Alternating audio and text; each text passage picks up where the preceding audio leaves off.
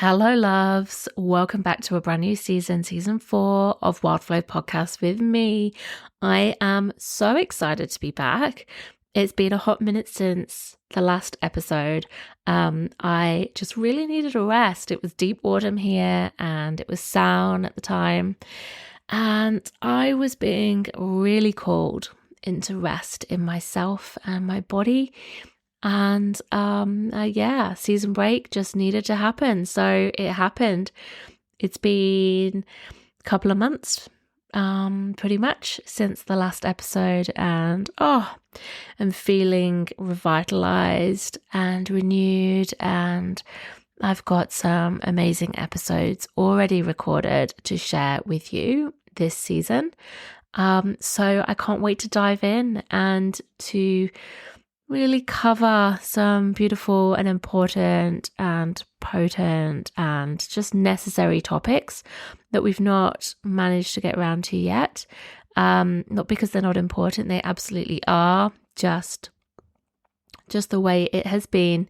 And so I'm really looking forward to bringing these to you. And we're kicking off the season with a solo ep from me on cycle syncing powerfully in business. I'm really looking forward to hearing your thoughts on this one. I think that bringing cycle awareness into our work, whether it's professional or our own business, is just super powerful and often untapped. For a lot of people, it's just like a self-care thing that we chart our cycle and, we kind of know where we're at, but actually really living it and working with it and doing that deeper embodiment and implementation side of things is where it ends for a lot of people. And that is where the magic is. So I'm going to invite you to tune in, listen to this episode with me, and also come back for fortnightly new episodes with me and some incredible guests. Happy listening. I'm so glad you're here. Welcome to Wildflow Podcast with me, Charlotte Pointeau. I'm an internationally award-winning menstrual cycle and embodiment coach, cycle mysteries guide, and founder of the First Moon Circle School of Menstrual Education for Children. Tune in for deep, heartfelt conversations with wisdom keepers, embodied leaders, and change makers on themes from cyclical living in flow with your menstrual cycle and body's wisdom, reclaiming rites of passages to normalize period positivity for you and the next generation, and exploring our embodied experiences, soulful transformations, and intuitive wisdom guiding you to express and embody your full power in the change you want to see in the world. Are you ready? Let's flow. When you're starting out on your own business from scratch and working out who you are and what your unique offer to the world is, or if you're up and running and it's time to expand or create something new, it's so easy to feel alone, like all the decisions are on your head, and to get caught in a tailspin wondering what the best way forward is. When it's just you and you aren't going to a place of employment where you're there to fulfill someone else's goals in the strategy they've set out for you, it can feel isolating to recognize that it's literally up to you to figure things out and make things happen for yourself, by yourself. But if we flip that on its head, we can also see that it's an incredibly liberating opportunity. Right? You have the experience, the chance to do anything that you want, any way that you like, on your very own terms. How freaking cool is that? I think this is the reason why so many people, and especially women who are carrying most often the extra load of family and home responsibilities, are choosing to leave corporate, to leave employment, to leave the 9 to 5, to leave the demands and rigors imposed by other people in their own culture, to leave behind the need to show up at 100% hype energy, focus, team player vibes, and full savviness every single damn day. Because that's really hard. That really goes against our cyclical nature. That just doesn't respect that we have lives, that we are humans, that we ebb and flow. But when you run your own business, you can call the shots, choose when to show up, how to show up, what to do when. And how rad is that? It's certainly why I decided to, first of all, change what I was doing. I trained as a youth mentor, then as a life coach 5 years ago when I was working elsewhere. I was a mother of two. And it was certainly my game plan to pursue that when I fell pregnant with my third babe. And I simply knew I just couldn't deal with the epic long commute to show up and make nice and play along with work when I was aching to be somewhere else, to be doing something else, to be able to work on my own terms in a way that honored who I was as a woman, as a cyclical being, as a mother, as someone who didn't even live in the city anymore as well. I was pregnant when my project contract ended. It seemed like a massive bombshell at the time, even though secretly I'd been calling it in. The universe delivers in ways we don't always expect, right? But I was offered to continue on the same project at a different organization, which was much closer, but still over an hour away from my home. It was like the universe was telling me, showing me a way out. But could I be bold enough to back myself, to trust myself, to let myself be supported in the short term to have my baby? And in that time, to establish the foundations for what is now my fourth baby, my beautiful business, so that I could be ready to pick up the business, to step into that when the time is right on the other side of postpartum. And when the time did come, I didn't flick a switch and go all in, as they say. That was just not going to work for me as a mum of three and with a husband who also runs his own business. So I had to ease myself in. I had to adjust my timelines, work out what success meant to me and not what to compare myself, to compare what I should be doing, how fast I should be doing it. So not comparing my timeline, my income level, the number of clients that I had against anyone else, because we are all at different points in our life, our story, our journeys, right? We're all different. There is no right or wrong. And it's so hard to stay focused on what's right for you, not to compare yourself to what other people are doing. I also had so little energy because hello newborn. And so baby steps, if you can pardon the pun, were essential on my way into business. Backing myself to trust the season of life I was in was everything. I needed to do that to give me a chance to sustain myself and my business. Giving myself that time just gave me the chance to get really clear on what I wanted to do, how I wanted to do it, how I wanted to work. And it gave me the chance to drop into enormous clarity on how I could help other women by sharing the journey I had been on.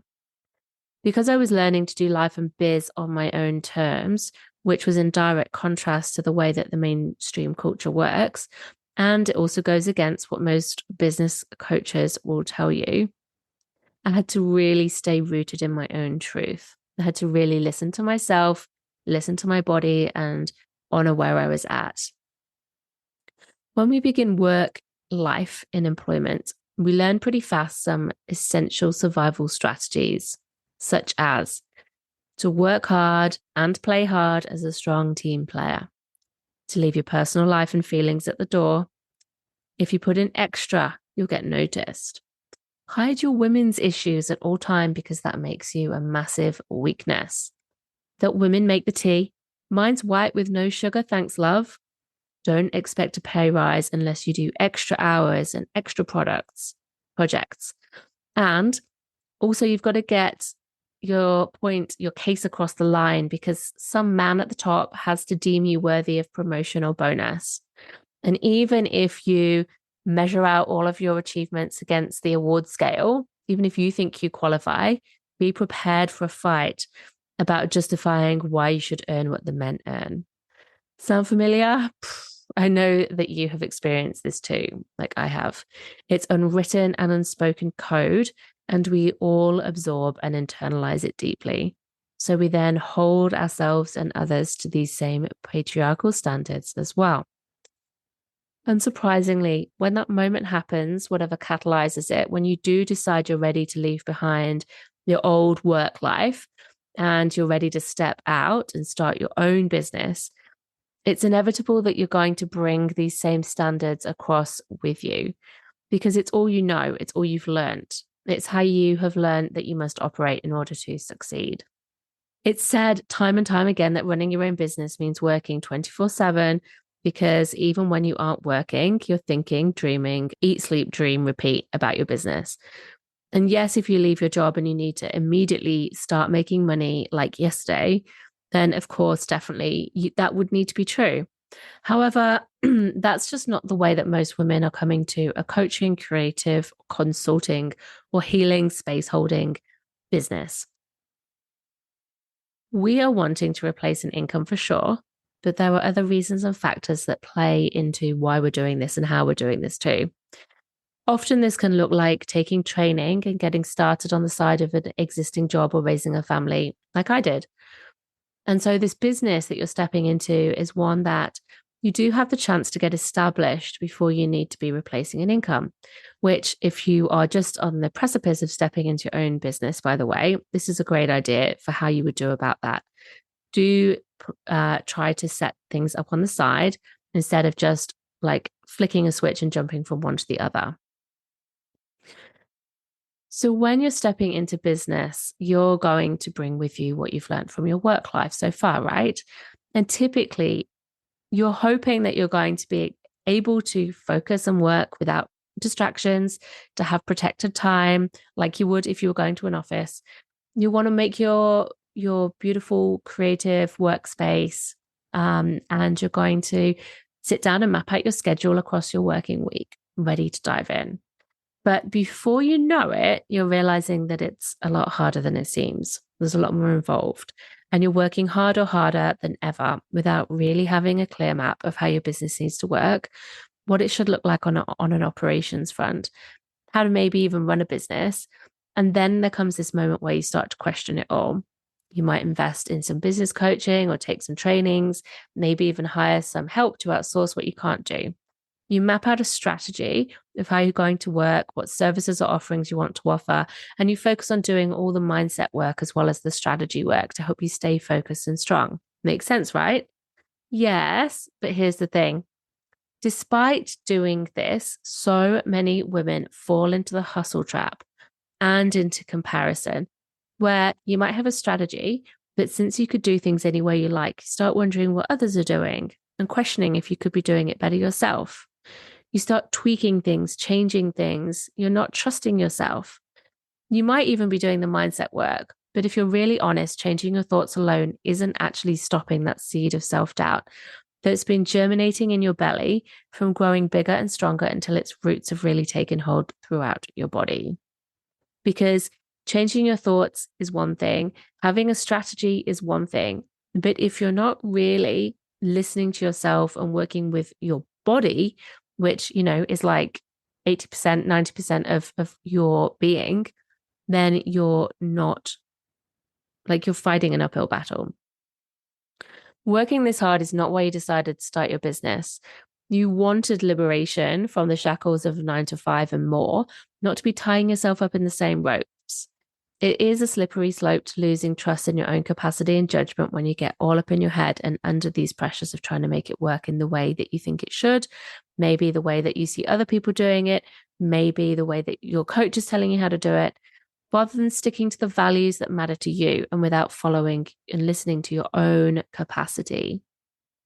Your capacity is the amount of time, energy, and resources that you have to allocate to doing life, which can change tremendously based on many things, like how much sleep you've had and your health, whether you have kids or not, or anyone else that you care for, money, time, but also the state of your nervous system.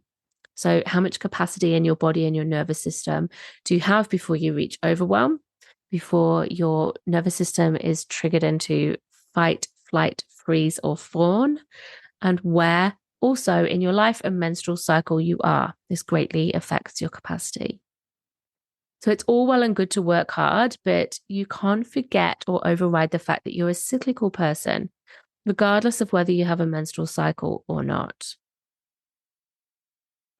Your body operates on a cyclical basis, which means that your capacity, your energy, your mindset, your creativity, Things like clarity, confidence, resilience all change across the cycles and seasons of life and of business. And if you are ignoring this, you're just not doing yourself any favors. You're fighting against yourself.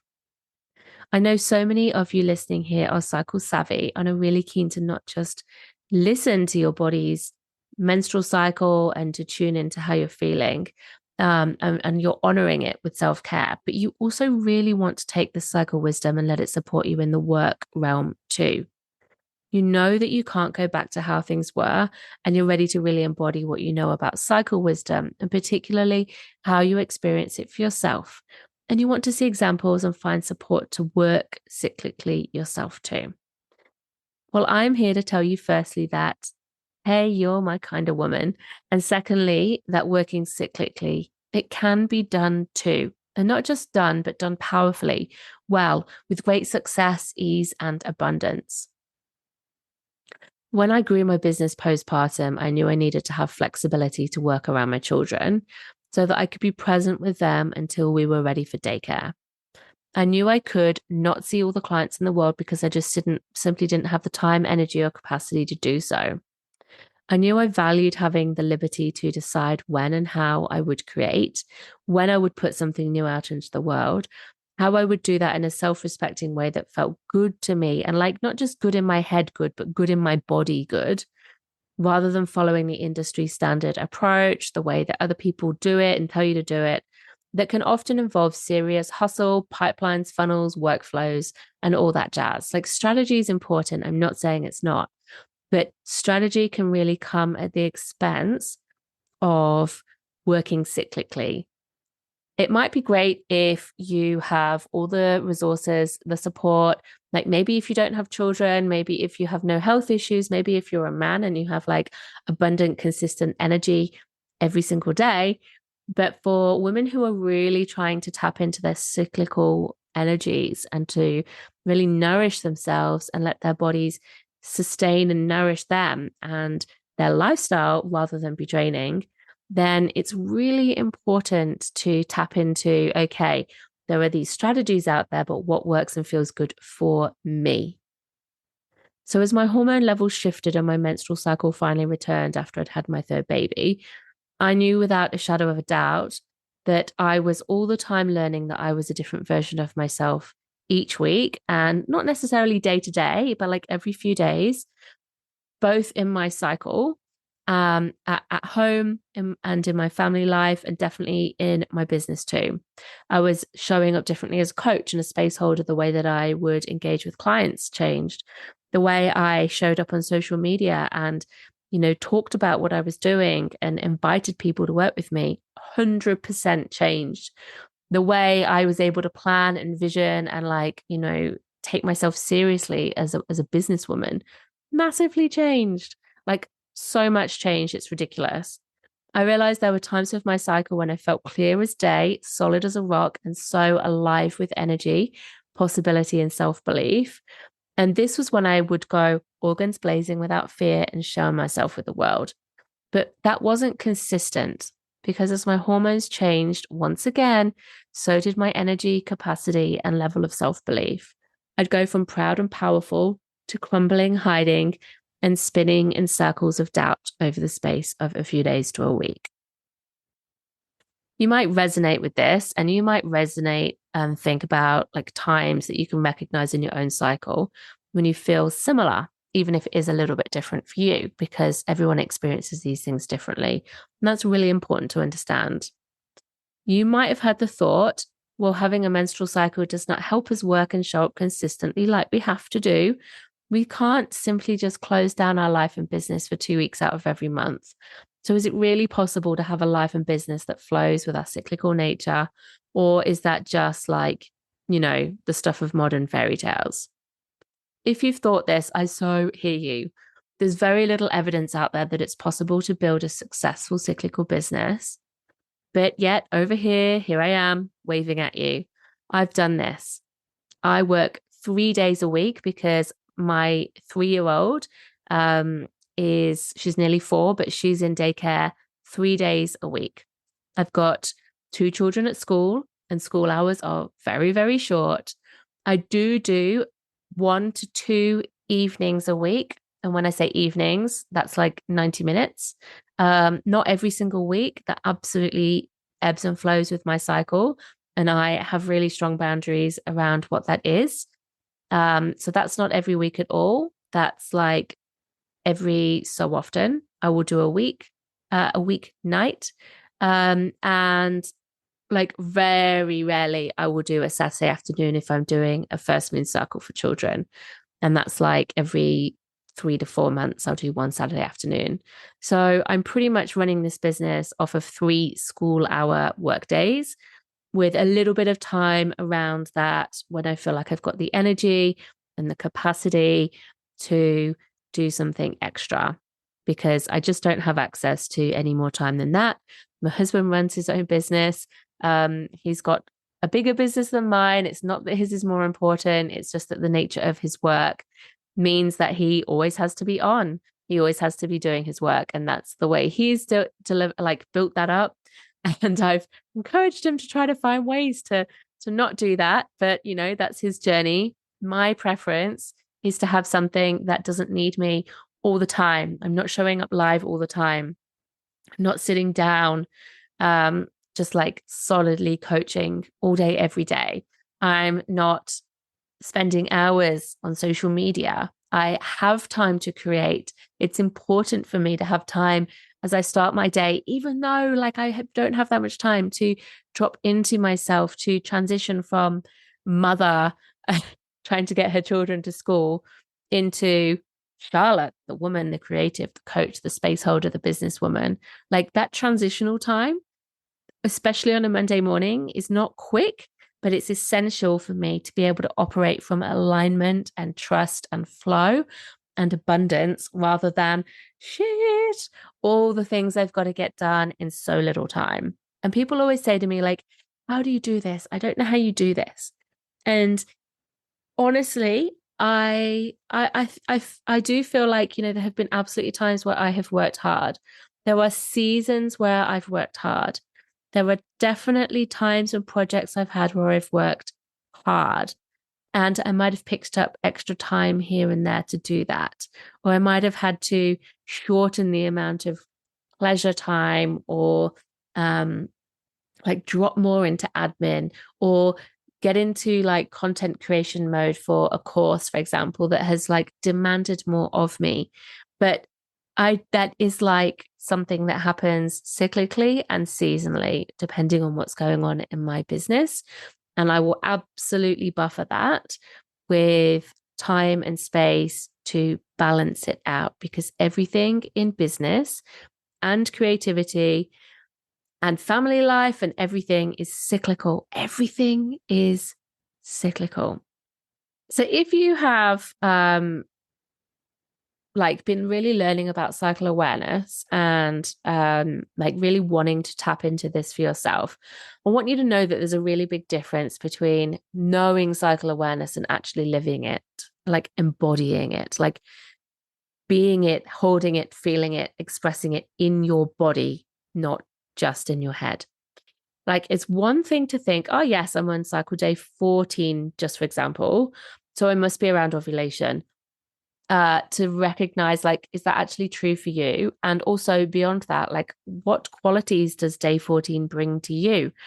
How does it feel? What do you need? What are your inner strengths and vulnerabilities at that time? It's one thing to know that ovulation means inner summer, which can be a good time for being expressive or nurturing or creating or putting yourself out into the world. If that's not actually how you experience that time of your cycle, if that's not actually true for you, and especially if you don't actually feel like doing that because you're burnt out and need a rest. You might be neurodivergent, for example, and have like a very different experience of this time of your cycle. You might be a mum and like get to this point and you're just knackered. Or you might just get to this point and feel like you're thriving and flowing and everything is effortless and pleasurable and joyful. Like it can be different for everyone. So it's one thing to know what a textbook or somebody has said, like this is what this day or this season of your cycle should feel like. It's much different to actually understand what it's like for you, what strengths come up, what vulnerabilities come up, what feels good to you to do in your business at that time. And if there's something that you just have to get done anyway, like how can you really nurture and nourish yourself, sustain yourself around that, like to buffer it out? So it's one thing to actually like intellectually know what the cycle and what cyclical life and business could look like. But what does it feel like? What does it take to bring it to life? Embodiment practices are essential for you to be able to cultivate the life and business that you desire. You need to be able to nourish and increase your capacity in your body and system to be able to hold yourself through all phases of your cycle, not just to know what seasonal vulnerabilities you are likely to experience. You don't just need the map for understanding how to vision, create, expand, grow with the cycles of creativity and business, and how you can personally transform across your cycle by working with the cycles. But you also need to be able to drop into your body's wisdom to actually live it and bring it to life. I'm really passionate about embodying this cycle wisdom, not just knowing it. Like I say, let's take it off paper and into your body. So change cannot happen if you can't experience and hold that change in your body, because your body holds all the stories from the past about how you've kept safe and small before, how you've survived.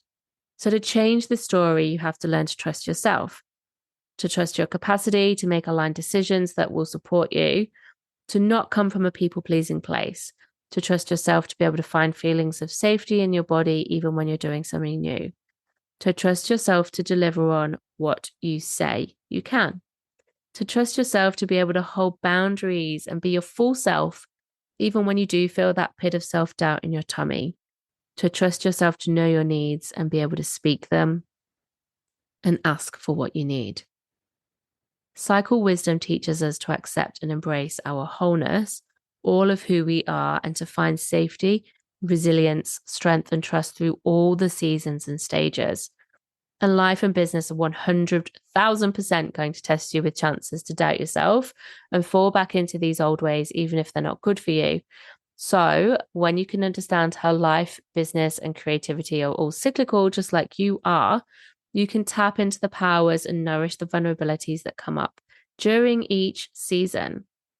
And I wanted to just share with you an example of mine personally. Like, this is what's happened to me in the past in my menstrual cycle in like a work context. So during my bleed time, I used to not have the chance to really take rest. And this is something that I've been like banging on about. And, you know, there's this modern feminism thing of like where, you know, we should be able to have it all, like do it all, be it all for everyone all the time. And like, you know, rest just isn't possible. And I don't want to rest. Like, sure. Okay, I get that. But like redefining our relationship with rest is super important. So what I have learned to do is, as I really appreciate that how you start anything is how you mean to go on. So nowadays I find some time to journal and think about what's coming up during the next cycle, and also beyond that, like what am I planning or delivering next in my business? And I let myself feel into what I want that to look like in terms of loose practicalities. Like I'm not getting into the nuts and bolts of things at this point, and how I want to feel as I do those things. And as part of that, like what boundaries I need to stop me veering off course, because I know I will. And I'll tell you about that. So, like starting off at this time is really important. And I used to not prioritize rest. I used to not give myself this chance to just land and find a still point and like vision, like what's my intention going forwards. So when I was not giving myself this opportunity, come my inner springtime, like when my bleeding had ended and my energy and hormones were rising, in the past, this is what it would look like. It was organs blazing, and my inner maiden self, the young Charlotte version of me who lives on, like your young self lives on inside of you, would show up with her old survival and safety mechanisms. She wants to be a good girl, so she wants to do all the things. She wants to get lost in being busy, and she hates being pulled back into the real world. She gets overwhelmed wants to say yes to too much. And although it feels great to have this much energy again, she really needed boundaries like children do, right? To keep her on course. She also realizes that at this point in the creative cycle, she's got something to share with the world, but she's timid and fearful of rejection. So I would find myself really squirming at showing up online, like sharing how I can be of service to the people who need what I can give them. And I'd struggle to put clear thoughts and plans into actions. And so I would just stall. Then, come my inner summer, that fire had just burnt out if I hadn't sustained it. I didn't know if I had the energy to keep going. And as I dropped into my inner autumn, major wobbles would strike. It would feel like, what the fuck am I even doing? Did I just waste all that time and energy? Is anyone listening? Does anyone care? Wah, wah, wah. It was such a pity party. But I had, as I learned this cycle, like what's happening for me in terms of my energy, my mindset, like how I would show up, how these old patterns from old versions of me would come out and sabotage me. I've learned to listen to my body and implement tools and strategies to nourish these fears and bring out the many strengths that were hiding just behind those seasonal shadows. So instead of collapsing in autumn now, something special happens. This wobbly moment might crop up, but instead of it sideswiping me and lingering, it just comes up for like a day max. And when I feel that, like I know what the sensation of that energy and mindset is in my body, like faster than I can recognize the thoughts and stop them. So the thoughts can spin and spin and spin. It's only when I recognize, like, it's when I can tap into the sensation of that in my body. I go, oh, this is what it is. I can do that quicker than actually stopping the thoughts. Okay. So this embodiment work is faster. As I recognize it, I realize that it's a transitional day. And I trust that if I can give myself some love and compassion that day, instead of forcing myself to do anything visible, I can come back tomorrow when my energy's really landed and I'm in that full premenstrual enchantress vibe. And the enchantress version of me is fierce and she is a vibe that I really love. She's fierce, not in a destructive way, but she's tapped into a deep well of inner knowing, self trust. She knows her worth, her values, and she's not going to let her boundaries crumble. She doesn't make a decision out of scarcity, out of fear of judgment or people pleasing. She's not afraid to say no when it's the right thing to say. She'll speak a truth. She's the definition of a sovereign, empowered, embodied leader who isn't here to be like anyone else, and it is fun. Gone are the days of PMS and overwhelming critic. She is the version who can powerfully serve clients, create from alignment, and be visible on social media without doubting that what she has to say is helpful to those who need to hear it, right? We're here to be of service. So we need to be sharing our message, getting ourselves out there in front of people who need to hear from us. They want our help. If we're there dithering in the background, it's not helping us and it's not helping our potential clients as well. So I can now welcome this energy because I've learned to tend to this inner maiden and the mother who comes up in my inner spring and summer beforehand. So there are shadows there that come up, and I have to be able to notice those shadows, understand what they are, and like tend to those shadows, but also bring out those strengths that are living behind those shadows as well. So if I get the rest of my, like the start of my cycle humming and flowing, then I can really just like be in this powerful, like these different versions of powerful energies across my whole cycle. This can bring me much more balance, ease, pleasure, and like flow and trust. Like I trust myself. I trust my capacity. I trust the process. So doing this deeper embodiment work helps me build my capacity in my body to stay the course, to accept all of myself, to feel more pleasure and magnetism. To tend to these wounded stories that come out at different times means that I'm stronger. I have more self-belief. I know that I can work with my cycle. I don't need to shut my business down for 2 weeks because and I can still do all the things, and I can powerfully launch, and I can powerfully show up, and I can powerfully hold space for clients.